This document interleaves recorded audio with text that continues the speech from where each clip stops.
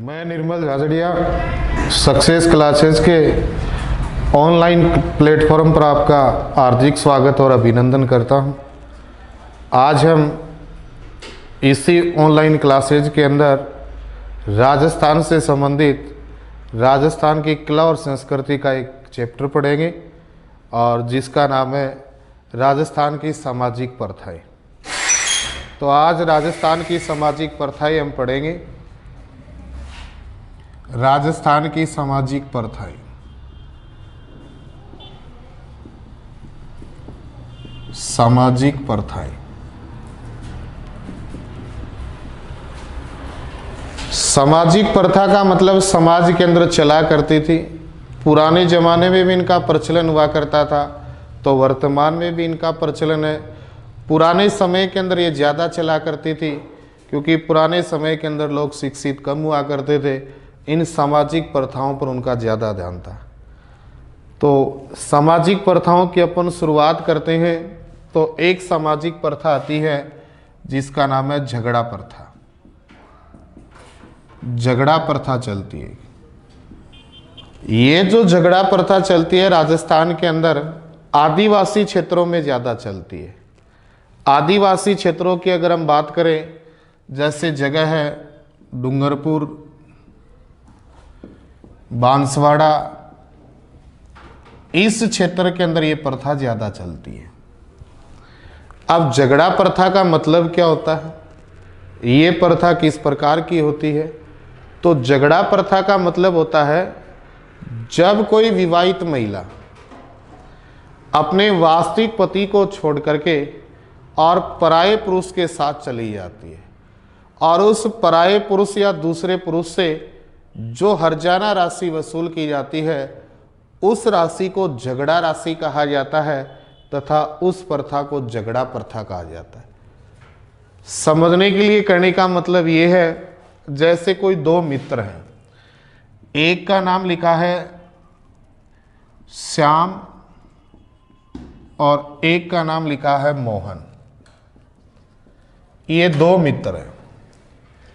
इस मोहन की शादी कर रखी है, इसका विवाह हो गया है और इसकी पत्नी का नाम मानो गीता है। अब मोहन का विवाह हो गया, श्याम का विवाह नहीं हुआ, तो मोहन की पत्नी का नाम गीता है। तो श्याम का मोहन के घर आना जाना रहता है। मित्र होने के नाते श्याम मोहन के घर जाता है और एक दिन ऐसा समय आता है कि जो गीता है वो श्याम के साथ भाग जाती है, श्याम के पास चली जाती है। अब जैसे श्याम के पास गीता चली गई, मोहन को इस बात का पता चला, तो मोहन ने एक दो बार कोशिश की लाने की, लेकिन नहीं आई। तो मोहन को पंचायत का सहारा लेना पड़ा। अब ये मोहन है, ये पंचायत का सहारा लेता भी, गांव के गणमान्य लोगों को इकट्ठा करता है। 5-7 लोग इसके अंदर इकट्ठे होकर कहते हैं भी मेरी जो पत्नी है गीता है वो श्याम के साथ चली गई है, वापस दिलाओ उसको। अब 5-7 पंचायत के लोग इकट्ठे होकर के बताते हैं कि श्याम के घर जाते हैं। श्याम को भी इस बात का पता चल जाता कि मोहन है वो पंचायत लेकर के तेरे गांव तेरे घर आ गया है।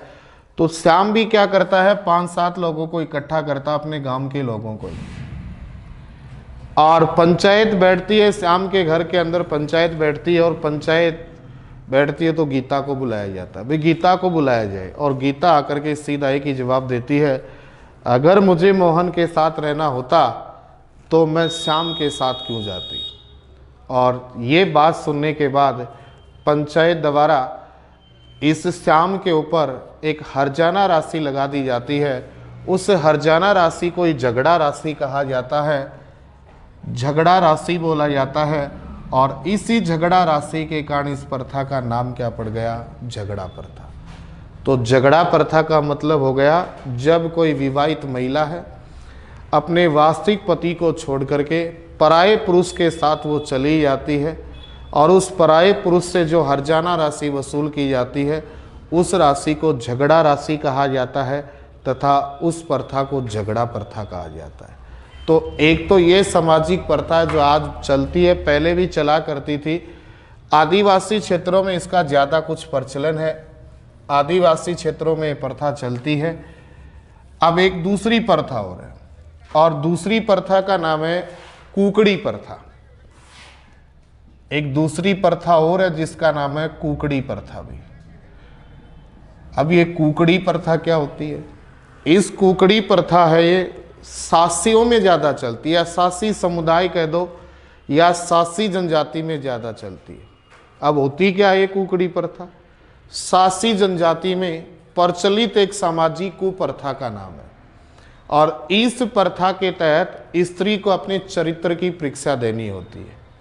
तो सासी जनजाति में प्रचलित एक सामाजिक कुप्रथा का नाम है, और इस प्रथा के अंदर उस महिला को अपने चरित्र की क्या देनी पड़ती है? परीक्षा देनी पड़ती है। तो उस प्रथा को कहा जाता है कुकड़ी। लेकिन कुकड़ी एक और भी शब्द होता है। कुकड़ी राजस्थान के अंदर एक शब्द और भी चलता है, और कुकड़ी कहा जाता है रात्रि जागरण के समय गाया जाने वाला अंतिम गीत। भाई, रात्रि जागरण के समय जो अंतिम गीत गाया जाता है, उस गीत को भी क्या कहा जाता है? कुकड़ी। तो कुकड़ी राजस्थान में एक लोकगीत भी है, और कुकड़ी राजस्थान के अंदर प्रचलित एक सामाजिक प्रथा का नाम भी है। एक प्रथा चलती है राजस्थान के अंदर चारी प्रथा। चारी प्रथा है, ये खेराड़ी क्षेत्र में चलती है। भाई, राजस्थान में एक क्षेत्र है जिसका नाम है खेराड़ी क्षेत्र, और खेराड़ी क्षेत्र की बात करें तो प्रमुख रूप से राजस्थान का एक जिला पड़ता है जिसका नाम है भीलवाड़ा। राजस्थान का एक जिला जिसका नाम है भीलवाड़ा, भीलवाड़ा में एक क्षेत्र पड़ता है जिसको बोला जाता है खेराड़ी क्षेत्र। अब चारी प्रथा का मतलब क्या होता है? चारी प्रथा का मतलब होता है कि इस क्षेत्र के अंदर लड़की का जो विवाह किया जाता है वो पैसे लेकर के किया जाता है। लड़की का जो विवाह करते हैं वो किस प्रकार से करते हैं? पैसे लिए जाते हैं, और पैसे लेने के बाद वो क्या करते हैं? लड़की का विवाह करते हैं। उसी प्रथा को, उसी रस्म को, उसी सामाजिक कुरीति को क्या कहा जाता है? चारी प्रथा कहा जाता है।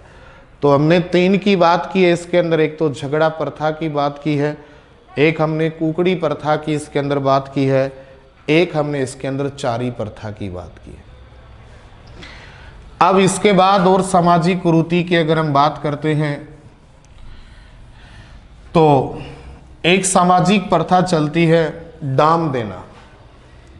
नाम उसका डाम देना। अब ये डाम देना क्या है? तो इसका सीधी भाषा में अगर अर्थ निकालेंगे तो आदिवासियों की एक चिकित्सा पद्धति का नाम है।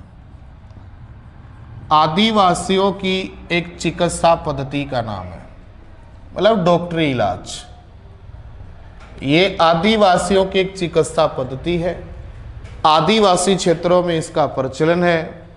आदिवासियों में अगर बात करें तो सबसे ज़्यादा भील समुदाय के अंदर चलती है, या भील जनजाति के अंदर सबसे ज़्यादा चलती है। और राजस्थान में भील समुदाय में सबसे ज़्यादा जिन इन स्थानों पर चलती है, जिन जगहों पे चलती है, एक ज़िले का नाम बांसवाड़ा है, एक ज़िले का नाम डूंगरपुर है, और एक ज़िले का नाम उदयपुर है। इन ज़िलों के अंदर ये चलती है। अब डाम देना है, इसका सीधा अर्थ हो गया आदिवासियों के एक चिकित्सा पद्धति का नाम। लेकिन आदिवासियों की चिकित्सा पद्धति किस प्रकार की है? तो व्यक्ति के बीमार होने पर लोहे की सलाखों को गर्म करके उसके शरीर पर दागा जाता है।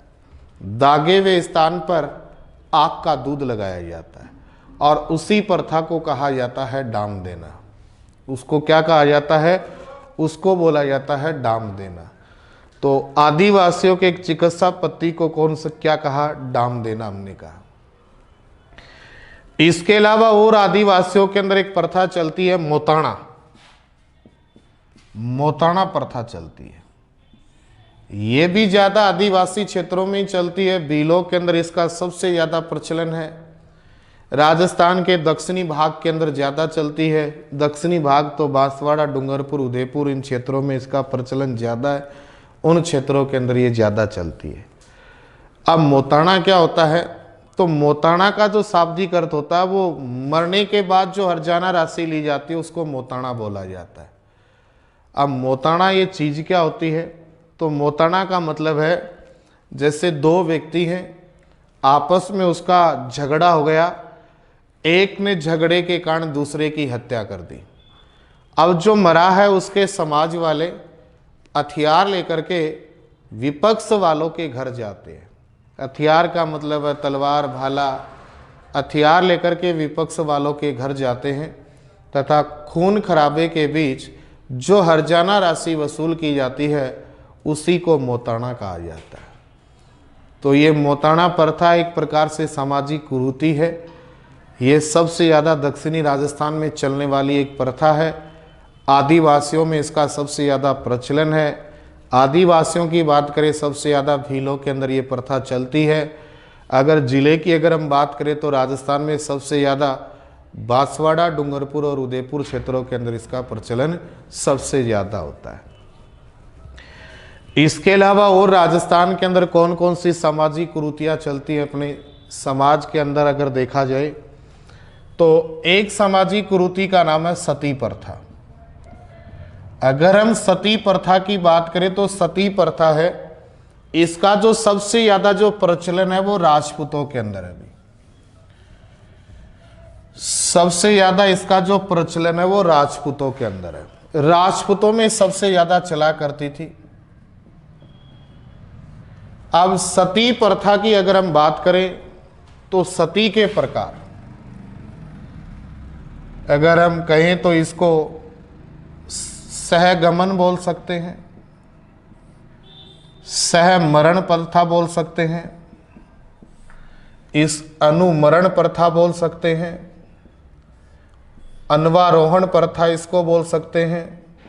तो ये सारे सती प्रथा के ही नाम है, लेकिन इनमें अंतर है दोनों के अंदर। देखो, सहगमन या सहमरण का मतलब तो होता है साथ में जाना या साथ में मरना। सहगमन का मतलब है साथ में जाना या साथ में मरना। अब इसका मतलब क्या है, राजपूत परिवारों के अंदर पति की मृत्यु के बाद पत्नी को चिता पर पति के साथ बैठना पड़ता था, तो उसको तो कहा जाता था सहगमन या सहमरण प्रथा।